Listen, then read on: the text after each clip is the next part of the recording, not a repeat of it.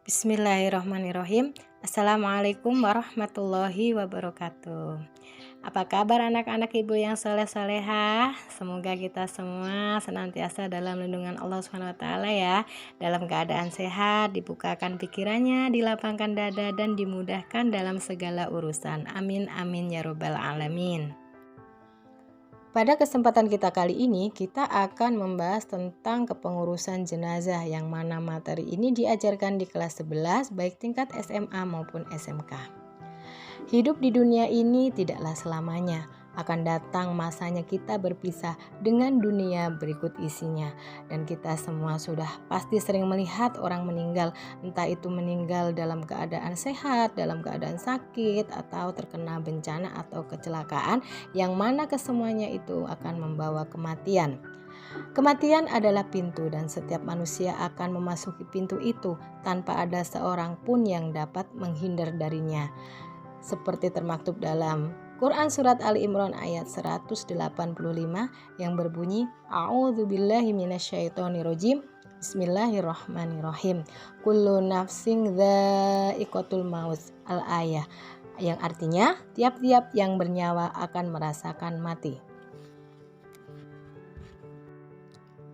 Apabila seseorang telah dinyatakan positif meninggal dunia, ada beberapa hal yang harus disegerakan dalam pengurusan jenazah oleh keluarganya, yaitu memandikan, mengkafani, menyalatkan, dan menguburnya. Namun sebelum mayat itu dimandikan, ada beberapa hal yang harus diperhatikan, yaitu pertama, pejamkanlah matanya dan mohonkanlah ampun kepada Allah SWT atas segala dosanya. Yang kedua, tutuplah seluruh badannya dengan kain sebagai penghormatan dan agar tidak kelihatan auratnya. Yang ketiga, ditempatkan di tempat yang aman dari jangkauan binatang. Yang keempat, bagi keluarga dan sahabatnya boleh mencium si mayat. Hukum merawat jenazah adalah fardu kifayah. Perawatan jenazah yang dimaksud adalah memandikan jenazah. Syarat-syarat wajib memandikan jenazah yaitu jenazah itu orang Islam. Yang kedua, didapati tubuhnya walaupun sedikit. Yang berhak memandikan jenazah, satu, apabila jenazah itu laki-laki, yang memandikan adalah laki-laki pula. Perempuan tidak boleh memandikan jenazah laki-laki kecuali istri dan mahramnya. Yang kedua, apabila jenazah itu perempuan, hendaklah dimandikan oleh perempuan pula. Laki-laki tidak boleh memandikan kecuali suami dan mahramnya. Yang ketiga, apabila jenazah itu seorang istri sementara suami yang mahramnya ada semua, suami lebih berhak untuk memandikan istrinya. Dan apabila jenazah itu seorang suami sementara istri dan mahramnya ada semua, istri lebih berhak untuk memandikan suaminya. Berikut tata cara memandikan jenazah. Pertama, di tempat tertutup agar yang melihat hanya orang-orang yang memandikan dan mengurusnya saja. Kedua, mayat diletakkan di tempat yang tinggi seperti dipan. Yang ketiga, dipakaikan kain basahan seperti sarung agar auratnya tidak terbuka. Yang keempat, mayat didudukkan atau disandarkan pada sesuatu lantas disapu perutnya sambil ditekan pelan-pelan agar semua kotorannya keluar. Setelah itu dibersihkan dengan tangan kiri dan yang memandikannya dianjurkan mengenakan sarung tangan. Dalam hal ini boleh memakai wangi-wangian agar tidak terganggu bau kotoran si mayat. Selanjutnya setelah itu hendaklah mengganti sarung tangan untuk membersihkan mulut dan gigi si mayat. Kemudian membersihkan semua kotoran dan najis, mewudukan, dan setelah itu membasuh seluruh badannya dan disunahkan membasuh 3-5 kali. Setelah dimandikan, perawatan jenazah berikutnya adalah mengkafani jenazah. Untuk mayat laki-laki 3 lapis dan untuk mayat perempuan 5 lapis. Cara membungkusnya adalah hamparkan kain kafan helai demi helai dengan menaburkan kapur barus pada tiap lapisnya. Kemudian si mayat diletakkan di atasnya, kedua tangannya dilipat di atas dada dengan tangan kanan di atas tangan kiri. Ingat, dalam mengkafani tidak boleh asal-asalan ya. Hadis riwayat Muslim dari Jabir Abdullah radhiyallahu anhu berkata, apabila kalian mengkafani mayat, saudara kalian kafanilah sebaik-baiknya. Setelah mengkafani jenazah, tahap berikutnya adalah menyalatkan jenazah. Orang yang meninggal dunia dalam keadaan Islam berhak untuk disalatkan. Sabda Rasulullah SAW, salatkanlah orang-orang yang telah mati. Hadis riwayat Ibnu Majah. Tata cara pelaksanaan sholat jenazah diantaranya, jenazah diletakkan di depan jamaah. Apabila mayat laki-laki, imam berdiri dekat kepala jenazah. Apabila mayat perempuan, imam berdiri di dekat perut jenazah. Imam berdiri paling depan diikuti oleh makmum. Jika yang mensolati sedikit, usahakan dibuat 3 baris atau shaf. Mula-mula semua jamaah berdiri dengan berniat melakukan salat jenazah dengan 4 takbir. Niat itu ada yang dibaca dalam hati, ada yang dilafadzkan. Apabila dilafadzkan, maka bacaannya adalah untuk mayat laki-laki, usolli ala hadzal mayyiti arba'at takbiratin faradul kifayati ma'mumal lillahi ta'ala. Untuk mayat perempuan, usolli ala hadzal mayyitati arba'at takbiratin faradul kifayati ma'mumal lillahi ta'ala.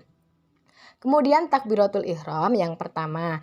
Dan setelah takbir pertama selanjutnya adalah membaca suratul Fatihah. Bismillahirrahmanirrahim. Alhamdulillahirabbil alamin arrahmanirrahim maliki yaumiddin. Iyyaka na'budu wa iyyaka nasta'in. Ihdinas siratal mustaqim. Siratal ladzina an'amta 'alaihim ghairil maghdubi 'alaihim waladdallin. Amin.